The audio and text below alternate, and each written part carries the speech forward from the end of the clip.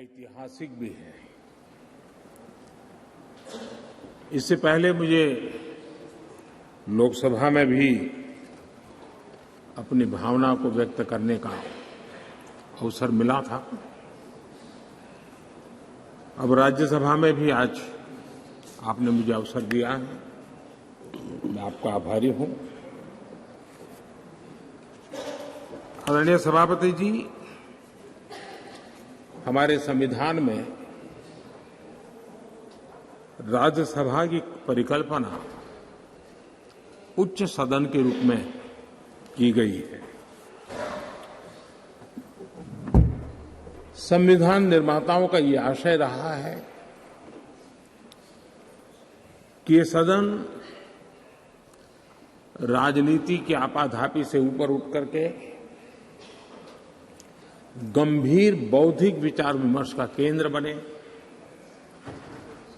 और देश को दिशा देने का सामर्थ्य यहीं से निकले, ये स्वाभाविक देश की अपेक्षा भी रहे और लोकतंत्र की समृद्धि में ये योगदान ही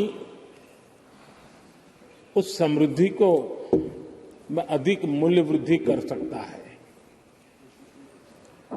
आदरणीय सभापति जी, इस सदन में अनेक महापुरुष रहे हैं। मैं सबका उल्लेख तो न कर पाऊं, लेकिन लाल बहादुर शास्त्री जी हो,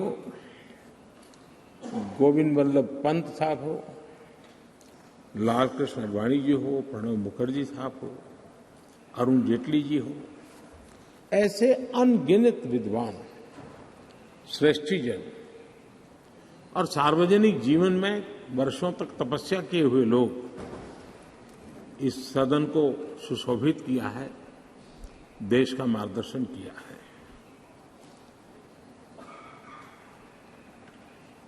ऐसे कितने ही सदस्य जिन्होंने एक प्रकार से व्यक्ति स्वयं में एक संस्था के रहे, एक इंडिपेंडेंट थिंक टैंक के रूप में अपना सामर्थ्य देश को उसका लाभ देने वाले लोग भी हमें रहे हैं। संसदीय इतिहास के शुरुआती दिनों में डॉक्टर सर्वपल्ली राधाकृष्णन जी ने राज्यसभा के महत्व पर कहा था कि parliament is not only A legislative but A deliberative body. Rajya Sabha से देश के जनता की अनेक ऊंची अपेक्षाएं हैं, सर्वोत्तम अपेक्षाएं हैं और इसलिए मान्य सदस्यों के बीच गंभीर विषयों की चर्चा और उसे सुनना, ये भी एक बहुत बड़ा सुखद अवसर होता है। नया संसद भवन एक सिर्फ नई बिल्डिंग नहीं है, लेकिन ये एक नई शुरुआत का प्रतीक भी है। हम व्यक्तिगत जीवन में भी देखते हैं, जब किसी भी नई चीज के साथ हमारा जुड़ाव आता है तो मन पहला करता है कि अब एक नए वातावरण का मैं ऑप्टिमम यूटिलाइजेशन करूंगा, उसका सर्वाधिक सकारात्मक वातावरण में मैं काम करूंगा, एक सहज स्वभाव होता है। और अमृत काल की शुरुआत में ही इस भवन का निर्माण होना और इस भवन में हम सबका प्रवेश होना, ये अपने आप में हमारे देश के 140 करोड़ नागरिकों की जो आशा आकांक्षा है, उसमें एक नई ऊर्जा भरने वाला बनेगा, नई आशा और नया विश्वास पैदा करने वाला बनेगा। आदरणीय सभापति जी, हमें तय समय सीमा में लक्ष्यों को हासिल करना है, क्योंकि देश, जैसा मैंने पहले भी कहा था, ज्यादा प्रतीक्षा नहीं कर सकता है। एक कालखंड था जब सामान्य मन को लगता था कि भी ठीक है, हमारे माँ बाप भी ऐसे गुजारा किया, हम भी कर लेंगे, हमारे नसीब में ये था, हम जी लेंगे। आज समाज जीवन की और खास करके नई पीढ़ी की सोच वो नहीं है, और इसलिए हमें भी नई सोच के साथ, नई शैली के साथ सामान्य मानवी की आशा आकांक्षाओं की पूर्ति के लिए हमारे कार्य का व्याप भी बढ़ाना पड़ेगा। हमारी सीमा, सोचने की जो सीमाएं हैं, उससे भी हमें आगे बढ़ना पड़ेगा, और हमारी क्षमता जितनी बढ़ेगी उतना ही देश की क्षमता बढ़ाने में हमारा योगदान भी बढ़ेगा। आदरणीय सभापति जी, मैं मानता हूं कि इस नए भवन में, ये उच्च सदन में, हम अपने आचरण से, अपने व्यवहार से संसदीय शुचिता के एक प्रतीक के रूप में देश की विधानसभाओं को, देश की स्थानीय स्वराज की संस्थाओं को, वहां की सारी व्यवस्थाओं को प्रेरणा दे सकते हैं। और मैं समझता हूं कि ये स्थान ऐसा है कि जिसमें ये सामर्थ्य सबसे अधिक है, और इसका लाभ देश को मिलना चाहिए, देश के जनप्रतिनिधियों को मिलना चाहिए, चाहे वो ग्राम प्रधान के रूप में चुना गया हो, चाहे वो संसद में आया हो। और ये परंपरा यहां से हम कैसे आगे बढ़ाएं। आदरणीय सभापति जी, पिछले 9 वर्ष से आप सबके साथ से, सहयोग से देश की सेवा करने का हमें मौका मिला। कई बड़े निर्णय करने के अवसर आए,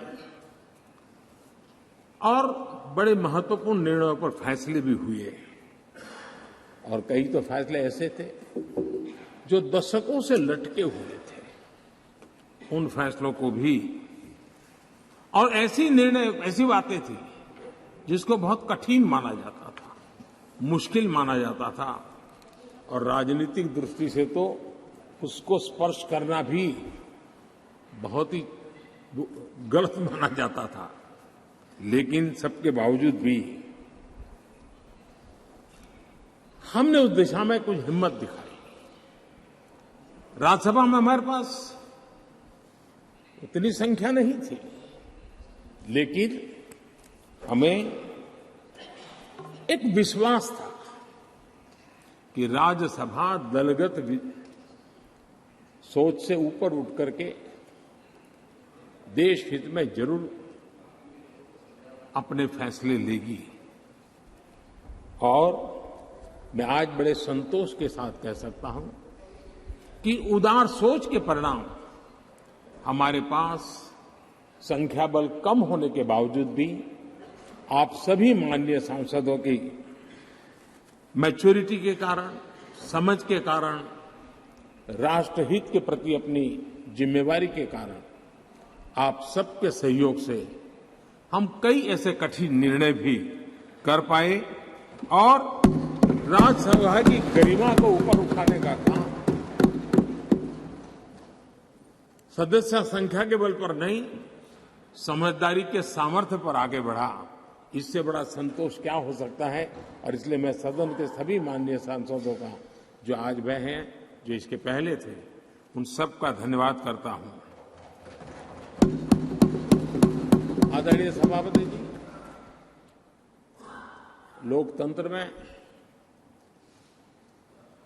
कौन शासन में आएगा, कौन नहीं आएगा, कौन कब आएगा, ये क्रम चलता रहता है, वो बहुत स्वाभाविक भी है, और वो लोकतंत्र की स्वाभाविक उसकी प्रकृति और प्रवृत्ति भी है। लेकिन जब भी विषय देश के लिए सामने आए, हम सब ने मिलकर के राजनीति से ऊपर उठ करके देश के हितों को सर्वोपरि रखते हुए कार्य करने का प्रयास किया है। आदरणीय सभापति जी, राज्यसभा एक प्रकार से राज्यों का भी प्रतिनिधित्व करती है। एक प्रकार से कोऑपरेटिव फेडरलिज्म, और अब हम जब कॉम्पिटिटिव कोऑपरेटिव फेडरलिज्म पर बल दे रहे हैं, तब हम देख रहे हैं कि एक अत्यंत सहयोग के साथ अनेक ऐसे मसले रहे हैं, देश आगे बढ़ा है। कोविड का संकट बहुत बड़ा था, दुनिया ने भी परेशानी झेली, हम लोगों ने भी झेली है, लेकिन हमारे फेडरलिज्म की ताकत थी कि केंद्र और राज्यों ने मिलकर के जिससे जो बन पड़ता है बन कर करके देश की बहुत बड़े संकट से मुक्ति दिलाने का प्रयास किया। और ये हमारे कोऑपरेटिव फेडरलिज्म की ताकत को बल देता है, हमारे फेडरल स्ट्रक्चर को की एक ताकत है, उसने अनेक संकटों का सामना किया है।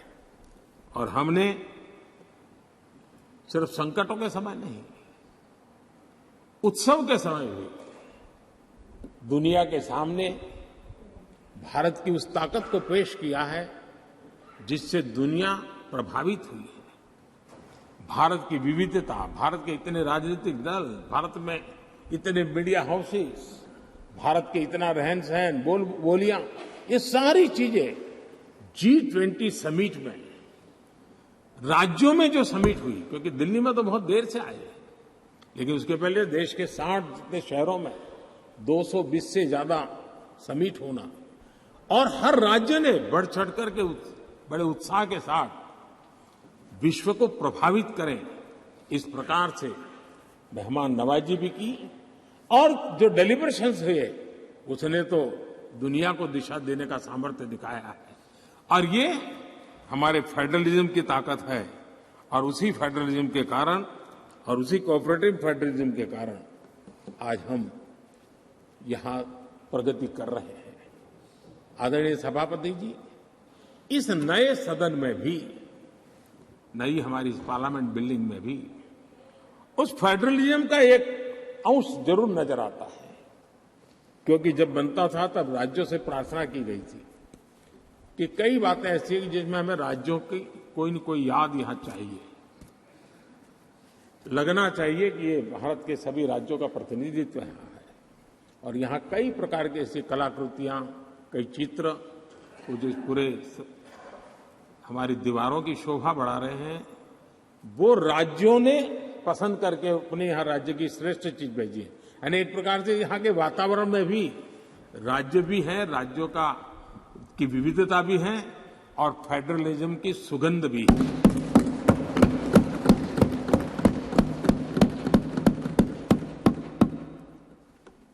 आदरणीय सभापति जी, टेक्नोलॉजी ने जीवन को बहुत तेजी से प्रभावित किया है। पहले जो टेक्नोलॉजी में बदलाव आते में 50-50 साल लग जाते थे, वो आजकल कुछ हफ्तों में आ जाते हैं। आधुनिकता अनिवार्यता बन गई है, और आधुनिकता को मैच करने के लिए हमने अपने आप को भी निरंतर डायनेमिक रूप से आगे बढ़ाना ही पड़ेगा, तब जाकर के उस आधुनिकता के साथ हम कदम से कदम मिलाकर के आगे बढ़ सकते हैं।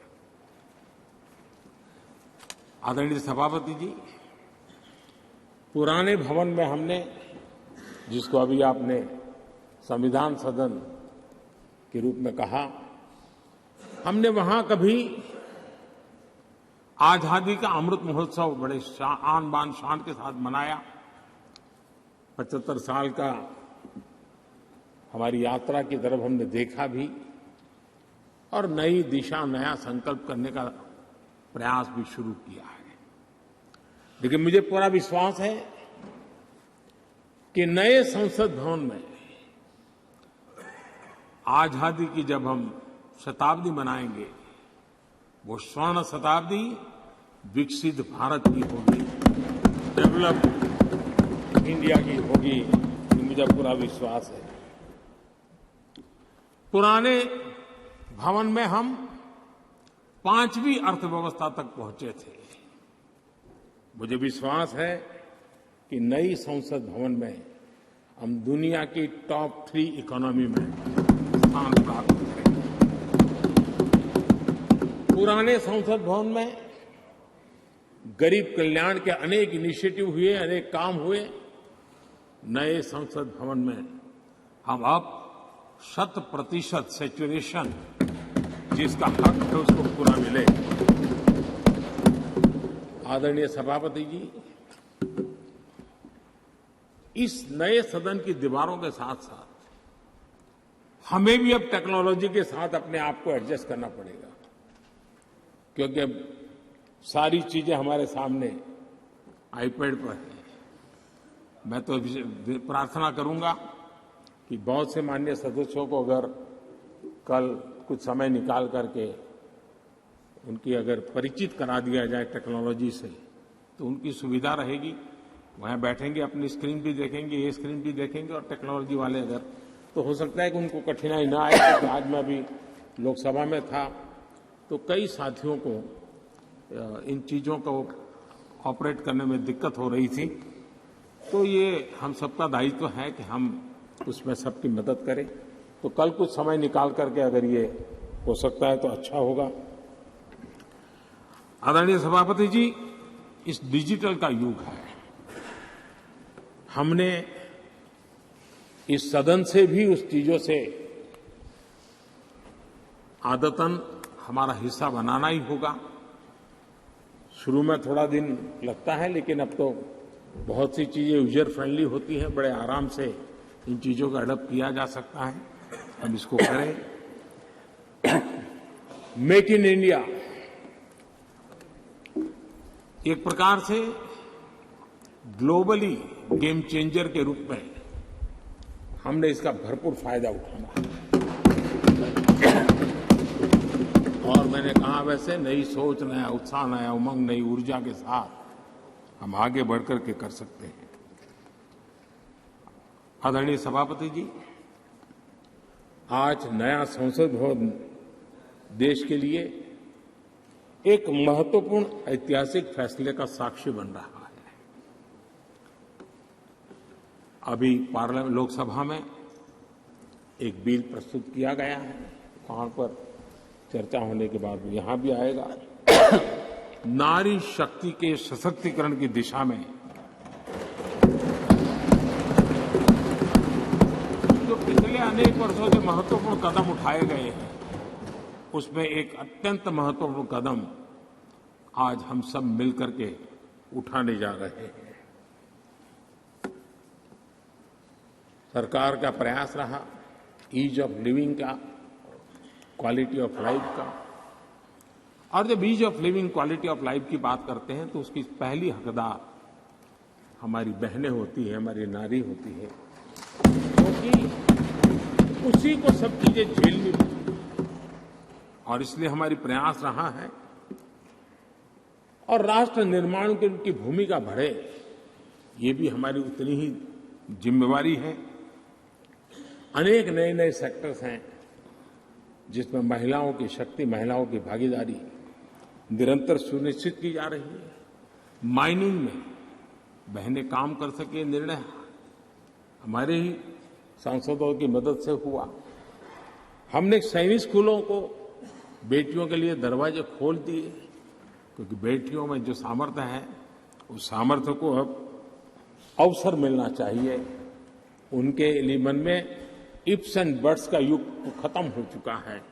हम जितना सामर्थ्य, हम जितनी सुविधा देंगी, उतनी सामर्थ्य हमारी मातृशक्ति, हमारी बेटियां, हमारी बहनें दिखाएंगी। बेटी बचाओ बेटी पढ़ाओ का अभियान वो कोई सरकारी कार्यक्रम नहीं है, समाज ने इसे अपना बनाया है। और बेटियों का मान सम्मान की दिशा में समाज में एक भाव पैदा हुआ है। मुद्रा योजना हो, जनधन योजना हो, महिलाओं ने बढ़ चढ़ करके इसका लाभ उठाया है। फाइनेंशियल इंक्लूजन के अंदर आज भारत में महिलाओं का सक्रिय योगदान नजर आ रहा है। ये अपने आप में मैं समझता हूं उनके परिवार के जीवन में भी उनके सामर्थ्य को प्रकट करता है, जो सामर्थ्य अब राष्ट्र जीवन में भी प्रकट होने का वक्त आ चुका है। हमारी कोशिश रही है कि हमारे माताओं बहनों के स्वास्थ्य को ध्यान में रखते हुए उज्ज्वला योजना, हमें मालूम है गैस सिलेंडर के लिए पहले एमपी के घर के चक्कर काटने पड़ते थे, गरीब परिवारों तक उसको पहुंचाना, मैं जानता हूं बहुत बड़ा आर्थिक बोझ है, लेकिन महिलाओं के जीवन को ध्यान में रखते हुए उस काम को किया। महिलाओं के सम्मान के लिए ट्रिपल तलाक लंबे अरसे से राजनीतिक दृष्टि से राजनीतिक लाभालाभ का शिकार हो चुका था, इतना बड़ा मानवीय निर्णय, लेकिन हम सभी माननीय सांसदों की मदद से उसको कर पाया। नारी सुरक्षा के लिए कड़े कानून बनाने का काम भी हम सब कर पाए हैं। विमेन लेड डेवलपमेंट G20 की सबसे बड़ी चर्चा का विषय रहा और दुनिया के कई देश हैं जिनके लिए विमेन लेड डेवलपमेंट विषय थोड़ा सा नया सा अनुभव होता था और जब उनकी चर्चा में सुर आते थे कुछ अलग सी सुर सुनने को मिलते थे, लेकिन G20 के डिक्लेरेशन में सबने मिलकर के विमेन लेड डेवलपमेंट के विषय को अब भारत से दुनिया की तरफ पहुंचा है, ये हम सब के लिए गर्व है। आदरणीय सभापति जी, इसी बैकग्राउंड में लंबे अरसे से विधानसभा और लोकसभा में सीधे चुनाव में बहनों की भागीदारी सुनिश्चित करने का विषय है और ये बहुत समय से आरक्षण की चर्चा चली थी। हर किसी ने कुछ न कुछ प्रयास किया है, लेकिन और ये 1996 से इसकी शुरुआत हुई है और अटल जी के समय तो कई बार बिल लाए गए, लेकिन नंबर कम पड़ते थे, कुछ उग्र विरोध का भी वातावरण रहता था, एक महत्वपूर्ण काम करने में काफी असुविधा होती थी। लेकिन जब नए सदन में आए हैं, नया होने का एक उमंग भी होता है, तो मुझे विश्वास है कि ये जो लंबे अरसे से चर्चा में रहा विषय है, अब इसको हमने कानून बना करके हमारे देश की विकास यात्रा में नारी शक्ति की भागीदारी सुनिश्चित करने का समय है।